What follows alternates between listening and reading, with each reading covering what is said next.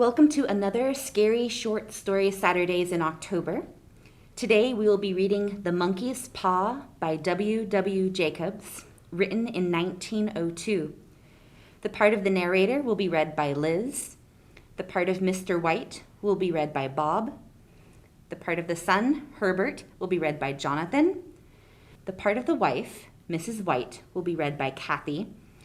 And the part of the Sergeant Major Morris and the man will be read by Melanie. Without further ado, The Monkey's Paw by W. Jacobs. Part 1. Be careful what you wish for. You may receive it. Anonymous. Outside, the night was cold and wet, but in the small living room, the curtains were closed and the fire burned brightly. Father and son were playing chess. The father, whose idea about the game involved some very unusual moves, putting his king into such sharp and unnecessary danger that it even brought comment from the white-haired old lady knitting quietly by the fire. "Listen to the wind," said Mr. White, who, having seen a mistake that could cost him the game after it was too late, was trying to stop his son from seeing it. "I'm listening," said the son, seriously studying the board as he stretched out his hand. "Check." "I should hardly think that'll come tonight," said his father, with his hand held in the air over the board. "Mate," replied the son. "That's the worst of living out so far. Cried Mr. White with sudden and unexpected violence. Of all the awful, out-of-the-way places to live in, this is the worst. Can't walk on the footpath without getting stuck in mud, and the road's a river. I don't know what the people were thinking about. I suppose they think it doesn't matter because only 2 houses in the road have people in them." "Never mind, dear. Perhaps you'll win the next one." Mr. White looked up sharply, just in time to see a knowing look between mother and son. The words died away on his lips, and he hid a guilty smile in his thin gray beard. "There he is," said Herbert White, as the gate banged shut loudly and heavy footsteps came toward the door. The old man rose quickly, and opening the door, was heard telling the new arrival how sorry he was for his recent loss. The new arrival talked about his sadness, so that Mrs. White said, "Tut, tut," and coughed gently as her husband entered the room, followed by a tall, heavy-built, strong-looking man, whose skin had the healthy reddish color associated with outdoor life, and whose eyes showed that he could be a dangerous enemy. "Sergeant Major Morris," he said, introducing him to his wife and his son Herbert. The sergeant major shook hands and, taking the offered seat by the fire, watched with satisfaction as Mr. White got out whiskey and glasses. After the 3rd glass, his eyes got brighter, and he began to talk. The little family circle listened with growing interest to this visitor from distant parts, as he squared his broad shoulders in the chair and spoke of wild scenes and brave acts, of wars and strange peoples. 21 years of it. Said Mr. White, looking at his wife and son. When he went away, he was a thin young man. Now look at him. "He doesn't look to have taken much harm." I'd like to go to India myself, said the old man. just to look around a bit, you know. "Better where you are," said the sergeant major, shaking his head. He put down the empty glass and, sighing softly, shook it again. I should like to see those old temples and fakirs and the street entertainers. What was that you started telling me the other day about a monkey's paw or something, Morris? "Nothing. At least, nothing worth hearing." "Monkey's paw?" "Well, it's just a bit of what you might call magic, perhaps," said the sergeant major, without first stopping to think. His 3 listeners leaned forward excitedly. Deep in thought, the visitor put his empty glass to his lips and then set it down again. Mr. White filled it for him again. "To look at it, Said the sergeant major, feeling about in his pocket. it's just an ordinary little paw, dried to a mummy." He took something out of his pocket and held it out for them. Mrs. White drew back with a look of disgust, but her son, taking it, examined it curiously. And what is there special about it? Asked Mr. White as he took it from his son, and having examined it, placed it upon the table. It had a spell put on it by an old fakir, a very holy man. He wanted to show that fate ruled people's lives, and that those who tried to change it would be sorry. He put a spell on it so that 3 different men could each have 3 wishes from it. The way he told the story showed that he truly believed it, and his listeners became aware that their light laughter was out of place and had hurt him a little. Well, why don't you have 3, sir? Said Herbert cleverly. The soldier looked at him the way that the middle-aged usually look at disrespectful youth. I have. He said quietly, and his face whitened. And did you really have 3 wishes granted? I did. Said the sergeant major, and his glass tapped against his strong teeth. And has anybody else wished? The first man had his 3 wishes, yes. I don't know what the first 2 were, but the third was for death. That's how I got the paw. His voice was so serious that the group fell quiet. If you've had your 3 wishes, it's no good to you now then, Morris. What do you keep it for? The soldier shook his head. Fancy, I suppose. I did have some idea of selling it, but I don't think I will. It has caused me enough trouble already. Besides, people won't buy. They'll think it's just a story, some of them, and those who do think anything of it want to try it first and pay me afterward. If you could have another 3 wishes, Said the old man, watching him carefully. would you have them? I don't know. I don't know. He took the paw, and holding it between his front finger and thumb, suddenly threw it upon the fire. Mr. White, with a slight cry, quickly bent down and took it off. Better let it burn. Said the soldier sadly, but in a way that let them know he believed it to be true. If you don't want it, Morris, give it to me. I won't. Said his friend with stubborn determination. I threw it on the fire. If you keep it, don't hold me responsible for what happens. Throw it on the fire like a sensible man. The other shook his head and examined his possession closely. How do you do it? Hold it up in your right hand and state your wish out loud so that you can be heard. But I warn you of what might happen. Sounds like the Arabian Nights. Said Mrs. White as she rose and began to set for dinner. Don't you think you might wish for 4 pair of hands for me? Her husband drew the talisman from his pocket, and all 3 laughed loudly as the sergeant major, with a look of alarm on his face, caught him by the arm. If you must wish, wish for something sensible. Mr. White dropped it back in his pocket, and placing chairs, motioned his friend to the table. In the business of dinner, the talisman was partly forgotten, and afterward the 3 sat fascinated as they listened to more of the soldier's adventures in India.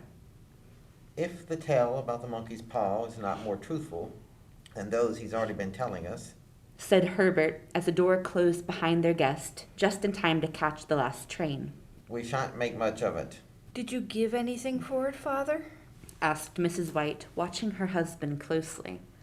A little. Said he, coloring slightly.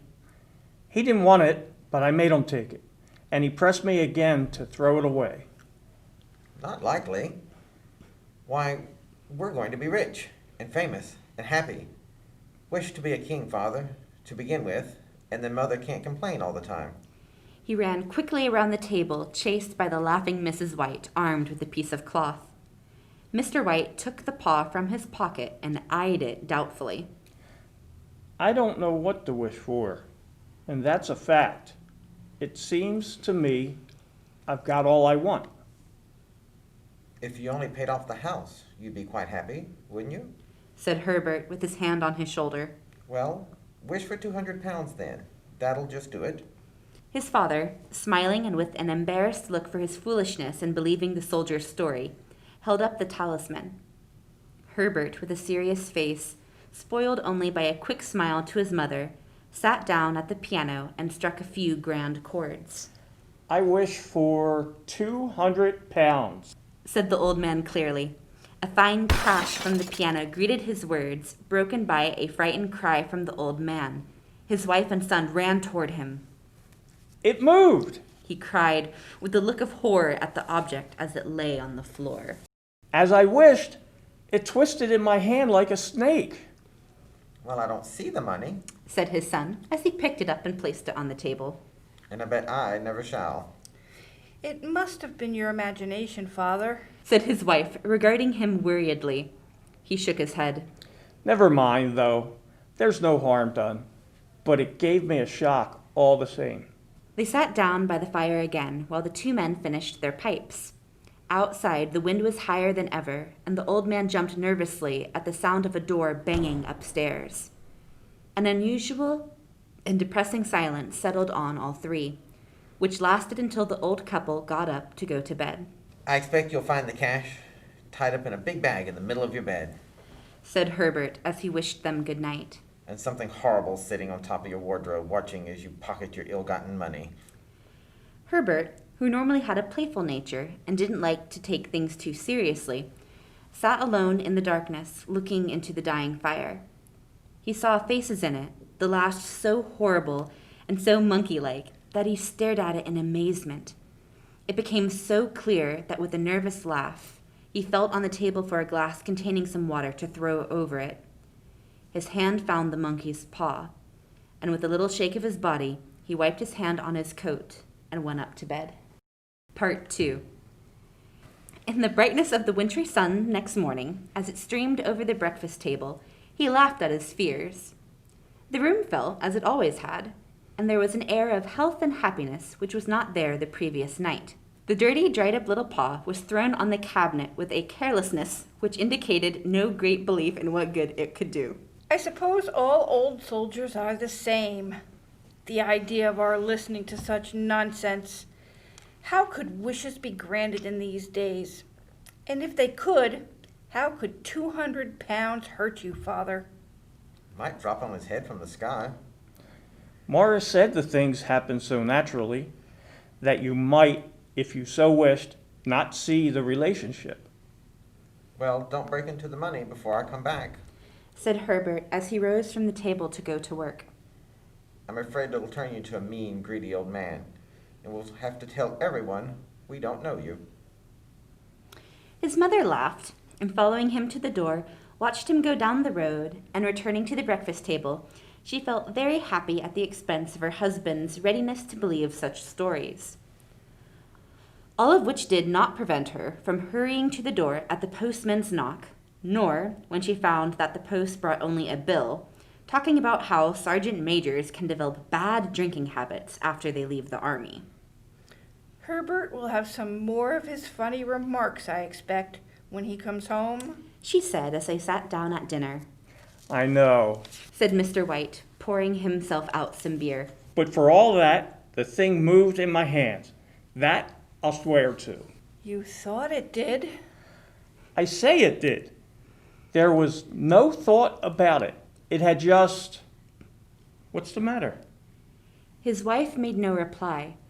She was watching the mysterious movements of a man outside, who, looking in an undecided fashion at the house, appeared to be trying to make up his mind to enter. In a mental connection with the 200 pounds, she noticed that the stranger was well-dressed and wore a silk hat of shiny newness. 3 times he stopped briefly at the gate, and then walked on again. The 4th time, he stood with his hand upon it, and then with sudden firmness of mind, pushed it open and walked up the path. Mrs. White, at the same moment, placed her hands behind her, hurriedly untied the strings of her apron, and put it under the cushion of her chair. She brought the stranger, who seemed a little uncomfortable, into the room. He looked at her in a way that said there was something about his purpose that he wanted to keep secret, and seemed to be thinking of something else, as the old lady said she was sorry for the appearance of the room and her husband's coat, which he usually wore in the garden. She then waited, as patiently as her sex would permit for him to state his business, but he was at first strangely silent. I was asked to call. He said at last, and bent down and picked a piece of cotton from his trousers. I come from Maud Miggins. The old lady jumped suddenly as in alarm. Is anything the matter? Has anything happened to Herbert? What is it? What is it? Her husband spoke before he could answer. There, Mother. Sit down and don't jump to conclusions. You've not brought bad news, I'm sure, sir. And eyed the other, expecting that it was bad news, but hoping he was wrong. I'm sorry. Began the visitor. Is he hurt? The visitor lowered and raised his head once in agreement. Badly hurt, but not in any pain. Oh, thank God. Said the old woman, pressing her hands tightly together. Thank God for that. Thank. She broke off as the tragic meaning of the part about him not being in any pain came to her. The man had turned his head slightly so as to not look directly at her, but she saw the awful truth in his face. She caught her breath, and turning to her husband, who did not yet understand the man's meaning, laid her shaking hand on his. There was a long silence. He was caught in the machinery. Caught in the machinery? Yes. He sat staring out the window, and taking his wife's hand between his own, pressed it as he used to do when he was trying to win her love in the time before they were married, nearly 40 years before. He was the only one left to us. He said, turning gently to the visitor. It is hard. The other coughed, and rising, walked slowly to the window. The firm wishes me to pass on their great sadness about your loss. He said without looking around. I ask that you please understand that I am only their servant and simply doing what they told me to do. There was no reply. The old woman's face was white, her eyes staring, and her breath unheard. On the husband's face was a look such as his friend, the sergeant major, might have carried into his first battle. I was to say that Ma and Meggins accept no responsibility, but although they don't believe that they have legal requirement to make a payment to you for your loss, in view of your son's services, they wish to present you with a certain sum. Mr. White dropped his wife's hand, and rising to his feet, stared with a look of horror at his visitor. His dry lips shaped the words. How much? 200 pounds. Was the answer. Without hearing his wife scream, the old man smiled weakly, put out his hands like a blind man, and fell, a senseless mass, to the floor. Part 3. In the huge new cemetery, some 2 miles away, the old people buried their dead and came back to the house, which was now full of shadows and silence. It was all over so quickly that at first they could hardly realize it, and remaining in a state of waiting for something else to happen, something else which was to lighten this load too heavy for old hearts to bear. But the days passed, and they realized that they had to accept the situation, the hopeless acceptance of the old. Sometimes they hardly said a word to each other, for now they had nothing to talk about, and their days were long to tiredness. It was about a week after that the old man, waking suddenly in the night, stretched out his hand and found himself alone. The room was in darkness, and he could hear the sound of his wife crying quietly at the window. He raised himself in bed and listened. Come back. You will be cold. It is colder for my son, said the old woman, who began crying again. The sounds of crying died away on his ears. The bed was warm and his eyes heavy with sleep. He slept lightly at first, and then was fully asleep until a sudden wild cry from his wife woke him with a start. The paw! The monkey's paw! Where? Where is it? What's the matter? She almost fell as she came hurried across the room toward him. I want it. You've not destroyed it. It's in the living room, on the shelf above the fireplace. Why? She cried and laughed together, and bending over, kissed his cheek. I only just thought of it. Why didn't I think of it before? Why didn't you think of it? Think of what? The other 2 wishes. We've only had one. Was that not enough? No! We'll have one more. Go down and get it quickly and wish our boy alive again. The man sat up in bed and threw the blankets from his shaking legs. Good God, you are mad. Get it! Get it quickly and wish. Oh, my boy, my boy! Her husband struck a match and lit a candle. Get back to bed. You don't know what you're saying. We had the first wish granted. Why not the second? Coincidence. Go get it and wish. Cried his wife, shaking with excitement. The old man turned and looked at her, and his voice shook. He has been dead 10 days. And besides, I would not tell you before, but I could only recognize him by his clothing. If he was too terrible for you to see, how now? Bring him back, Cried the old woman and pulled him towards the door. Do you think I fear the child I have nursed? He went down in the darkness and felt his way to the living room and then to the fireplace. The talisman was in its place on the shelf, and then a horrible fear came over him that the unspoken wish might bring the broken body of his son before him before he could escape from the room. He caught his breath as he found that he had lost the direction of the door. His forehead cold with sweat, he felt his way round the table and along the walls until he found himself at the bottom of the stairs with the evil thing in his hand. Even his wife's face seemed changed as he entered the room. It was white and expectant, and to his fears seemed to have an unnatural look upon it. He was afraid of her. Wish! It is foolish and wicked. Wish! He raised his hand. I wish my son alive again. The talisman fell to the floor, and he looked at it fearfully. Then he sank into a chair, and the old woman, with burning eyes, walked to the window and opened the curtains. He sat until he could no longer bear the cold, looking up from time to time at the figure of his wife staring through the window. The candle, which had almost burned to the bottom, was throwing moving shadows around the room. When the candle finally went out, the old man, with an unspeakable sense of relief at the failure of the talisman, went slowly back to his bed, and a minute afterward, the old woman came silently and lay without movement beside him. Neither spoke, but lay silently, listening to the ticking of the clock. They heard nothing else other than the normal night sounds. The darkness was depressing, and after lying for some time, building up his courage, the husband took the box of matches and, lighting one, went downstairs for another candle. At the foot of the stairs, the match went out, and he stopped to light another, and, at the same moment, a knock sounded on the front door. It was so quiet that it could only be heard downstairs, as if the one knocking wanted to keep their coming a secret.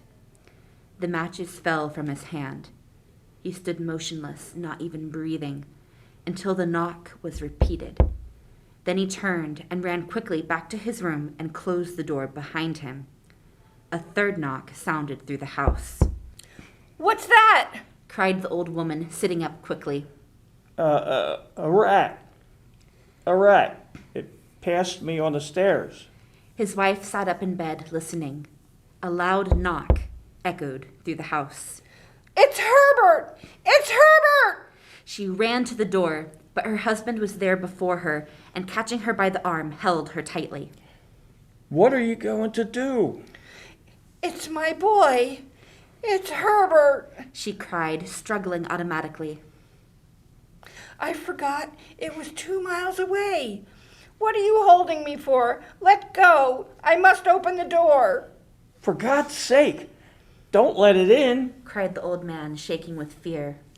You're afraid of your own son. She cried, struggling. Let me go. I'm coming, Herbert. I'm coming. There was another knock, and another. The old woman, with a sudden pull, broke free and ran from the room. Her husband followed to the top of the stairs and called after her as she hurried down. He heard the chain pulled back and the bottom lock open. Then the old woman's voice, desperate and breathing heavily. The top lock! Come down, I can't reach it! But her husband was on his hands and knees, feeling around wildly on the floor in search of the paw. If only he could find it before the thing outside got in. The knocks came very quickly now, echoing through the house, and he heard the noise of his wife moving a chair and putting it down against the door.